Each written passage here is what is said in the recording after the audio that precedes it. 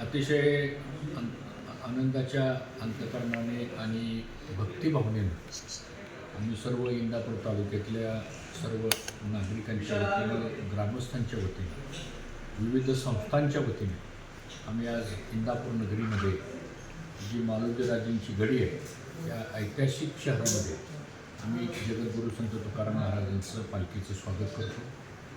दरवर्षीच हा आध्यात्मिक सोहळा असतो आणि चांगल्या प्रकारची व्यवस्था करण्याचा प्रयत्न आम्ही सर्वजण करत असतो आणि त्यातून जर काही त्रुटी राहिल्या तर त्या पुढच्या वर्षीच्या पालखीच्या वेळेस कशा सुधारणा करता येईल आपल्याला अशा प्रकारचा प्रयत्न होतो. पण एक अतिशय आनंद वाटतो आणि या सगळ्या परिसरामध्ये, कारण आम्हाला पंढरपूर जवळ आहे, विठुरायाची नगरी अगदी आमच्या काही किलोमीटरच्या अंतरावर आहे आणि इंदापूर तालुक्याचं वैशिष्ट्य आहे की सगळ्यात जास्त पालखीचा प्रवास जवळजवळ 70-72 किलोमीटरचा पालखीचा प्रवास हा इंदापूर तालुक्यातून जातो. कधी 4 मुक्काम असतात, कधी 5 मुक्काम असतात. त्यामुळं खूप चांगली सेवा लाखो वारकऱ्यांची करण्याची संधी आम्हा इंदापूर तालुक्याच्या लोकांना मिळते, याचा खूप आनंद आहे आणि आम्ही सर्वजण अतिशय आनंदानं ह्या पालखी सोहळ्यामध्ये आम्ही सहभागी होत असतो. यात कुठला राग नाही, द्वेष नाही, कुठलं राजकारण नाही आणि अतिशय भक्तिभावनेनं एक वारकरी म्हणून, एक वारकरी संप्रदायातला एक चाहता म्हणून आम्ही सर्वजण ह्याच्यामध्ये सहभागी होतो. आज खऱ्या अर्थाने अनेक दिवसापासून पाऊस थांबलेला होता, मात्र इंदापूरमध्ये पालखी आल्यानंतर पावसाने आगमन केलेलं आहे. एखाद्या गोष्टीची मनापासून भक्तिभावनेनं जर आपण सेवा केली तर निश्चितच परमेश्वर आणि निसर्गसुद्धा हा आपल्याला मदत करत असतो आणि म्हणून आज पावसाचं आगमन झालं त्याबद्दल खरंच एक वेगळा आनंद प्राप्त होते. कारण इंदापूर तालुका आणि विशेषतः महाराष्ट्र हा शेतीप्रधान राज्य आहे आणि आपलं उत्पन्नाचं साधनच हे शेती आहे आणि शेतकरी वर्ग हा मोठ्या प्रमाणामध्ये ह्या पालखी सोहळ्यामध्ये सुद्धा असतो. त्यामुळं विठुरायाच्या चरणी आमची एवढीच प्रार्थना आहे की ह्या अल निनोचं जे संकट वाटते आम्हाला, ते संकट दूर फक्त एकच परमेश्वर करू शकतो, ते म्हणजे विठुरायाचा आशीर्वाद. आणि म्हणून विठ्ठलाच्या चरणी साकडं घालून या महाराष्ट्रामध्ये आणि ह्या देशामध्ये चांगल्या प्रकारचं पर्जन्यमान व्हावं आणि ते दुष्काळाचं सावट निघून जावं आणि येणारे पुढची 12ही महिने हे सुखाचे आनंदाचे जावो, अशा प्रकारची अपेक्षा आणि भावना आम्ही व्यक्त करतो. अनेक ठिकाणी पेरण्या केलेल्या होत्या, मात्र त्या पेरण्या दुबार पेरण्या करायचं संकट जे आहे ते आता शेतकऱ्यांवरती आलेलं आहे. सरकारने काय भूमिका घेतली पाहिजे? नाही, अतिशय गंभीर प्रश्न आहे आणि खरं म्हणजे आता हा विषय वेगळा आहे, परंतु आम्ही पण प्रशासनामध्ये बरेच वर्ष काम केले. खरं म्हणजे दुबारा पेरणीचं संकट आता शेतकऱ्यावरती आहे आणि यापूर्वीच्या काळामध्ये सुद्धा असे काही निर्णय दुबारा पेरणीच्या बाबतीतले झाले होते. त्यांना मोफत बियाणं देणं, त्यांना मोफत खत देणं आणि पुन्हा त्यांना नव्यानं खरीपाचं पीक कर्ज उपलब्ध करून देणं, तर ह्या गोष्टी सरकारने ताबडतोब कराव्या. कारण महाराष्ट्रातला 70% शेतकरी हा खरीपावरती अवलंबून आणि 30 ते 35% शेतकरी हा रब्बी हंगामावरती अवलंबून. मग खरीप हंगामात जर गेला तर ह्या 70% गोरगरीब शेतकऱ्यांनी वर्षभर कसं काढायचं, त्याचा प्रपंच आहे, त्याची मुलं आहेत, त्याचं शिक्षण आहे, घर खर्च आहे.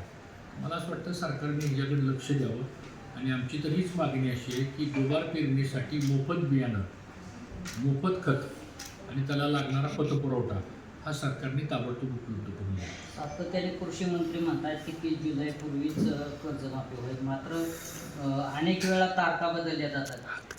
काय नाही, आता कर्जमाफीचा निर्णय राज्य सरकारने घेतलेला आहे, त्याचे काही GR आता आलेले, ते GRचं आम्ही वाचन करतो. मला असं वाटतं की कर्जमाफी ही सरकारने पण मोकळ्या हाताने करण्याची आवश्यकता आहे आणि सरसकट कर्जमाफी व्हावी. त्या GRमधल्या अजून काही अशा एक जाचकाठी आहे की त्या जाचकाठीमुळंच ह्या कर्जमाफीच्या तारखा लांबत चाललेल्या आहेत. म्हणजे अगोदर 5 जून झालं, नंतर 15 जून झालं, परत 30 जून झालं, परत 5 जुलै झालं, परत 15 जुलै झालं, आता 30 जुलै. मला असं वाटतं की ही तारीख जी लांबती ना, ही जाचकाठीमुळं लांबते. त्यामुळे आमची सरकारला मागणी अशी आहे की ह्या सगळ्या जाचकाठी एकदा काढून टाका दरवेळेस कॅबिनेटमध्ये एका दुसरी अट काढण्यापेक्षा आपल्याला 2 लाखापर्यंत शेतकऱ्याला कर्जमाफी द्यायची नाही, त्याची सरसकट देऊन टाका आणि त्याला लगेच नव्यानं त्याचं क्रमपत्रक तयार करा आणि त्याला लगेच नव्यानं कर्ज उपलब्ध करून द्या. कारण नुसतं कर्जमाफी झालं म्हणून त्या शेतकऱ्याचा प्रश्न संपला असं नाही.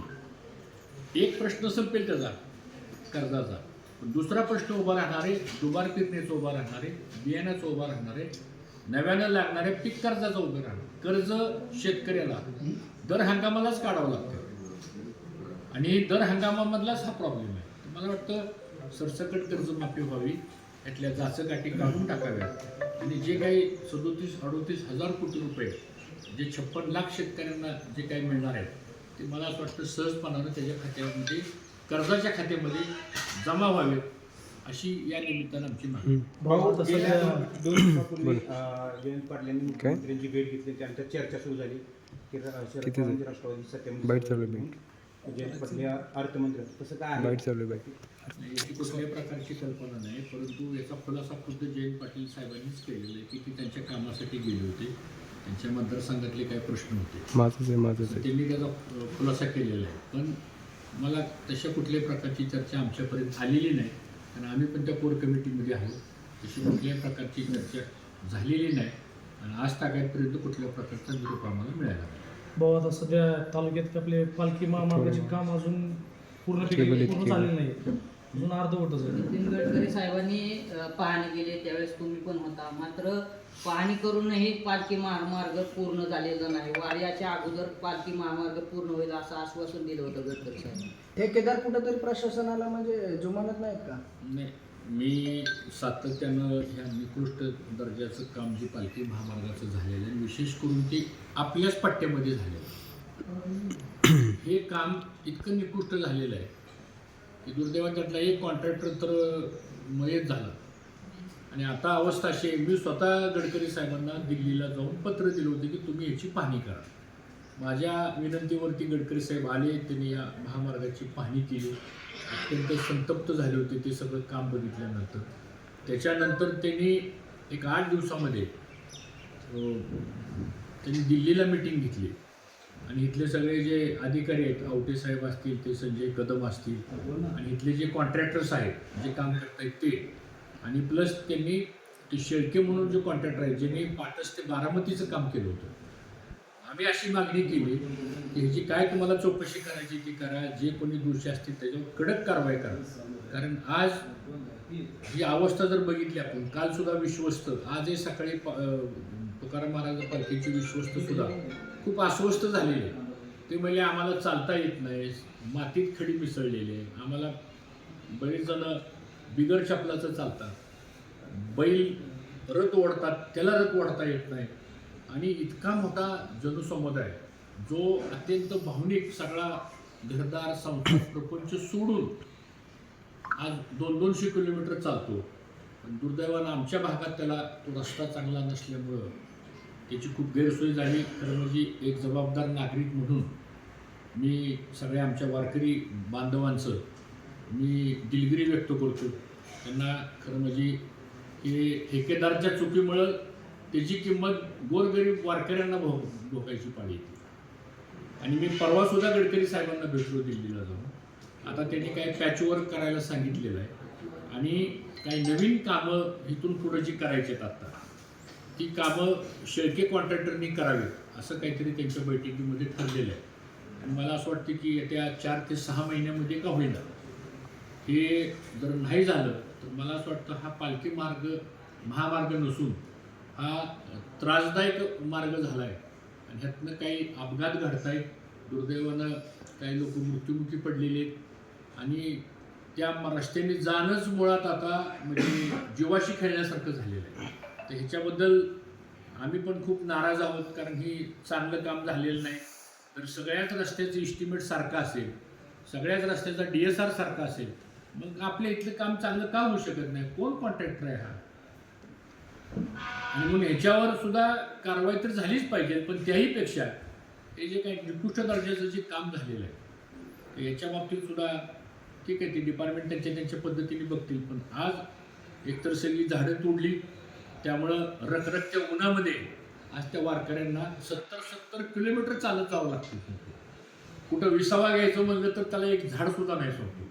किमान पूर्वीच्या काळामध्ये चिंचेची झाडं तरी होती, जुन्या काळातली सांगतो. अगदी व्हायच्या अगोदर. आता वारकरीच असं म्हणतात की ते आमचा पहिलाच रस्ता बरा होता, निदान आम्हाला त्रास तरी होत नव्हता.